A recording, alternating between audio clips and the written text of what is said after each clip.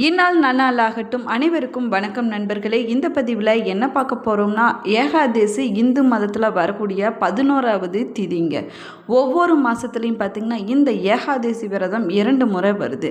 ஒன்று வளர்பிறையிலையும் மற்றொன்று தேய்பிறையிலையும் வருது. இந்த நாளில் நம்ம பெருமாளுக்கு விரதம் இருந்து பெருமாளை நம்ம வழிபட்டோம்னா சிறப்பான பலன்களை பெற முடியும்.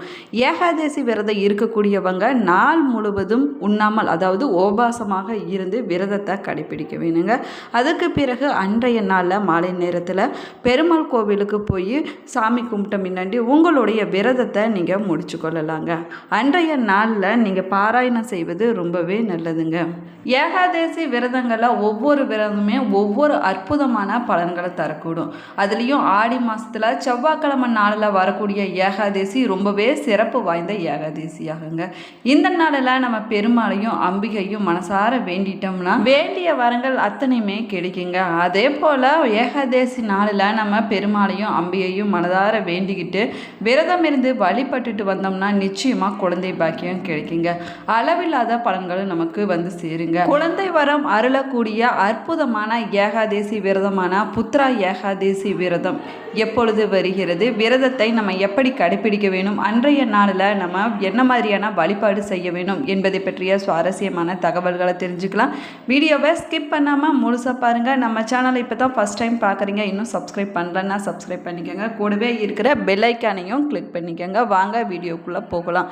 உங்களுக்கு ஜோதிட ரீதியாக சந்தேகம் இருந்தாலும் சரிங்க, தனிப்படையாக ஜோதிடம் பார்க்க விரும்பினாலும் சரி, இந்த வீடியோவுக்கு கீழே டிஸ்கிரிப்ஷனில் வராகி அம்மன் ஜோதிட நிலையத்தோட தொலைபேசி எண் கொடுத்துருக்குறேன். இந்த எண்ணுக்கு தொடர்பு கொண்டு பேசி பாருங்கள். உங்கள் பிரச்சனைகளுக்கு சரியான தீர்வு கிடைக்குங்க. ஆடி மாதம் வளர்பிறையில் வரக்கூடிய ஏகாதேசி புத்திரதா ஏகாதேசின்னு அழைக்கப்படுதுங்க. ஸ்வர்ண மாசத்தில் வரக்கூடிய ஏகாதேசி இந்த ஏகாதேசி என்பதால் ஸ்வர்ண புத்திரதா ஏகாதேசின்னு அழைக்கப்படுது. இந்த ஏகாதேசி நாள் பார்த்திங்கன்னா குழந்தை வரம் தரக்கூடிய ஏகாதேசி நாள் என்பதால் புத்திரதா ஏகாதேசின்னு இந்த ஏகாதேசியை நம்ம சொல்லலாம்.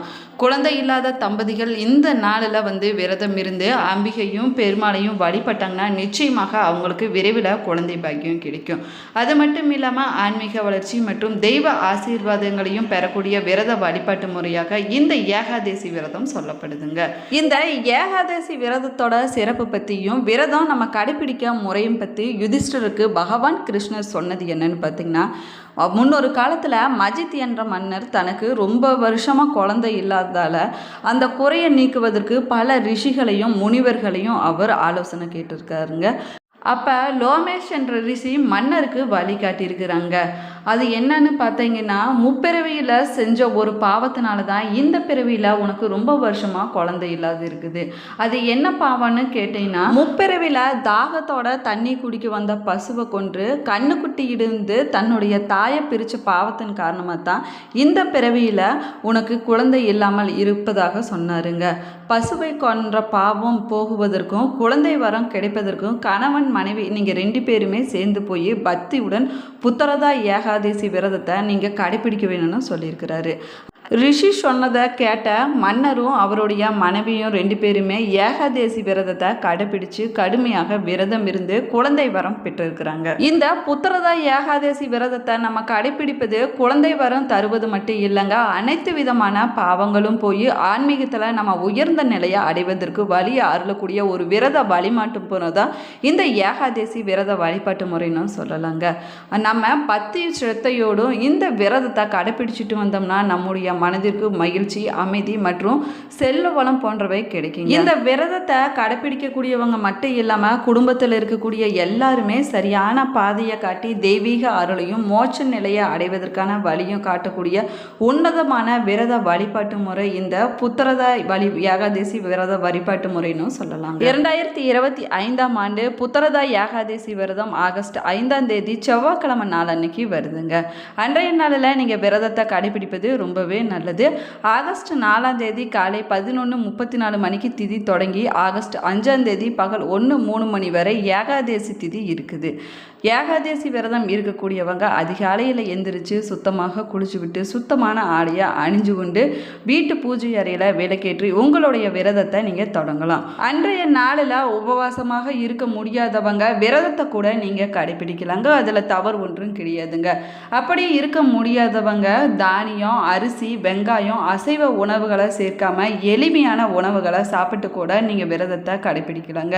உடல்நிலையில் சின்ன சின்ன பிரச்சனை இருக்கக்கூடியவங்க நீங்கள் எளிமையான உணவை சாப்பிட்டு கூட நீங்கள் அன்றைய நாள் விரதத்தை கடைபிடிக்கலாம். அது ரொம்பவே நல்லது. பொதுவாக ஏகாதசி திதி தசமி திதியில் தொடங்கி துவாதசியில் முடியுதுன்னு சொல்லலாங்க. அதனால தாங்க ஆகஸ்ட் 4ஆம் தேதி பகல் பொழுதுலேயே விரதத்தை தொடங்கி விட வேணும்.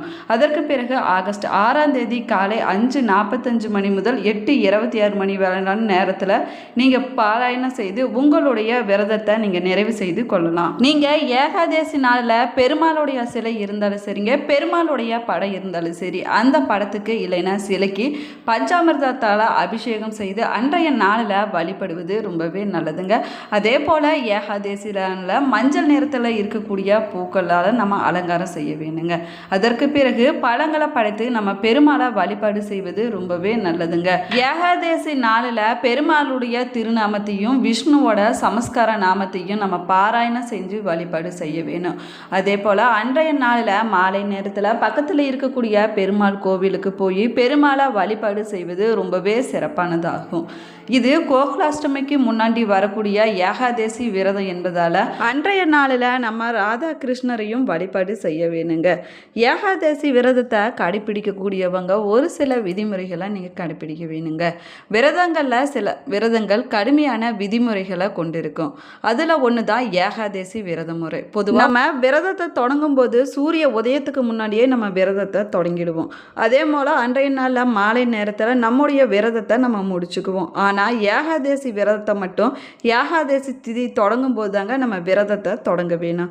அதே போல் துவாதசி திதியில் நம்ம பாராயணம் செஞ்சு அந்த நேரத்தில் தாங்க நம்முடைய விரதத்தை நம்ம நிறைவு செய்ய வேணும். பெருமாளுக்கு ரொம்பவே உகர்ந்த விரத வழிபாட்டு முறையில் ஏகாதசி விரதமும் ஒன்றுங்க. ஏகாதசி திதி 15 நாளைக்கு ஒரு முறை வரக்கூடிய திதிய புண்ணிய காலம்னு சொல்லுவாங்க. இதில் மார்கழி மாதத்தில் வரக்கூடிய வளர்பிறையில் வரக்கூடிய வைகுண்ட ஏகாதசி ரொம்பவே விசேஷமானதாகுங்க. ஒரு வருஷத்துக்கு 25 ஏகாதசி வருது. இந்த நாளில் நம்ம விரதம் இருந்து நம்ம பெருமாளையும் அம்பிகையும் வழிபாடு செஞ்சோம்னா செல்வ செழிப்பு ஏற்படுங்க. நம்முடைய வாழ்க்கையில் அளவில்லாத பலன்கள் கிடைக்குங்க. மோட்ச நிலை கிடைக்கும். ஏகாதசியை விட சிறந்த விரதம் எதுவும் இல்லைன்னு 18 புராணங்கள்லையுமே சொல்லப்பட்டிருக்குது. அதனால தான் நம்ம ஏகாதசி நாளில் அதிகாலையில் எந்திரிச்சு குளிச்சுட்டு நம்முடைய விரதத்தை நம்ம தொடங்கலாம். அன்றைய நாளில் நம்ம துளசி இலைகளை பறிக்கக்கூடாதுங்க. அதுக்கு முன்னாடி நாளே நம்ம துளசி இலையை பறித்து நம்ம வைத்துக்கொள்வது ரொம்பவே நல்லது. ஏகாதசி விரதத்தை கடைபிடிக்கக்கூடியவங்க அன்றைய நாள் முழுவதுமே துளசி தீர்த்தத்தை மட்டும் குடிச்சு விட்டு விரதம் இருப்பது ரொம்பவே நல்லது. அப்படி முடியாதவங்க பழங்களை நெய்வேத்தியமாக செய்து கூட சாப்பிடலாங்க. கொஞ்சமாக பலகாரத்தை கூட சாப்பிட்டு உங்களுடைய விரதத்தை நீங்கள் தொடங்கலாங்க. எந்த காரணத்தினாலும் பகல் பொழுதில் நீங்கள் தூங்கக்கூடாது. இரவில் கண்டிப்பாக நீங்கள் அன்றைய நாளில் பஜனை செய்வது ரொம்பவே நல்லதுங்க. இது முடியலைங்கிறவங்க விஷ்ணு பற்றிய நூல்களை நீங்கள் படிக்கலாங்க.